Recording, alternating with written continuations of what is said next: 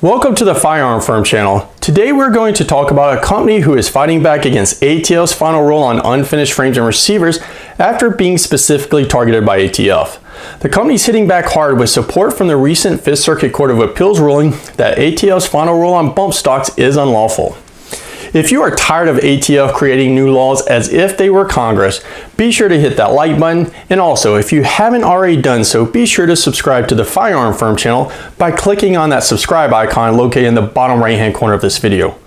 About 2 weeks ago, I did a video titled ATF's latest attack on unfinished frames and receivers, in which I discussed the open letter sent to all federal firearms licensees, FFLs, on December the 27th of 2022 regarding the impact of Final Rule 2021-05F on partially complete Polymer 80, Lone Wolf, and similar semi-automatic pistol frames.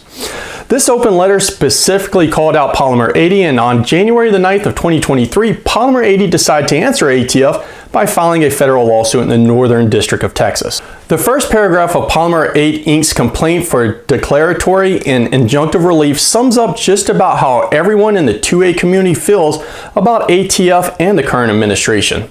The lawsuit begins. This lawsuit challenges the Biden administration's unlawful attempt to unilaterally rewrite federal law, create new criminal and civil liability, destroy the ability of Americans to exercise their Second Amendment rights by privately making firearms. Polymer 80 is not just claiming a Second Amendment violation, but is also alleging that ATF is violating their First Amendment rights by preventing them from marketing and selling their products. In their 45-page complaint, Polymer 80 alleges 17 different counts, a few which I want to highlight and discuss how the recent ruling on bump stocks is going to help Polymer 80's case. A link to the entire complaint for anyone wanting to read it in its entirety is included in the description section of this video. I highly recommend reading it. Count 1 through 3 alleges that ATF does not have the authority to create laws, and ATF's final rule on unfinished frames and receivers exceed the statutory authority given to them by Congress. Article 1, Section 1 of the United States Constitution provides that all legislative powers herein granted shall be vested in a Congress of the United States. ATF is trying to get around this by disguising laws as rules. Under this final rule, ATF changed the federal definition of a firearm, which was defined by Congress in the Gun Control Act. In the GCA, Congress defined a firearm as any weapon, including a starter gun, which will or is designed to or may readily be converted to expel a projectile by action of an explosive, the frame or receiver of any such weapons, any firearm muffler or firearm silencer, or any destructive device. ATF Rule 2021-05F modified the legislatively created definition by adding the following line to the definition of a firearm. A weapon parts kit that is designed to or may be readily completed, assembled, restored, or otherwise converted into a firearm. Now, although ATF has previously maintained that an unfinished frame or receiver is not a firearm, ATF's argument for the final rule is that an unfinished frame or receiver can be readily converted to a working firearm. In the end, we believe that Polymer 80 should prevail in this lawsuit.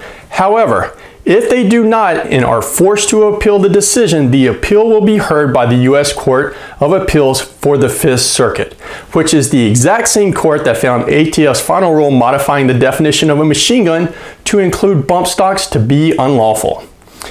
In the bump stock case, the 5th wrote, a plain reading of the statutory language paired with the close consideration of the mechanics of a semi-automatic firearm reveals that a bump stock is excluded from the technical definition of a machine gun, set forth in the Gun Control Act and National Firearms Act. But even if that conclusion were incorrect, the rule of lenity would still require us to interpret the statute against imposing criminal liability. A rich legal tradition supports the well-known rule that penal laws are to be construed strictly. Looking at the mechanics of an unfinished frame and receiver, I would expect the court to find that they do not fall into the legislatively created definition of a firearm because an unfinished frame or receiver cannot be readily converted to expel a projectile by action of explosion. Further, even if the court allows ATF to rewrite the definition, it must still apply the rule of lenity because the final rule imposes criminal liability, which means if there is any ambiguity in the definition of a firearm, the court must rule on the side of the people and not ATF. Ultimately, it looks like Polymer 80 is standing on solid legal ground whether the Northern District finds in their favor or the case has to go to the Court of Appeals. If you have any questions about this video or any other Second Amendment or self-defense related question, be sure to leave them down in the comments section, or you can email them directly to us at questions@thefirearmfirm.com. Until next time, stay armed and educated.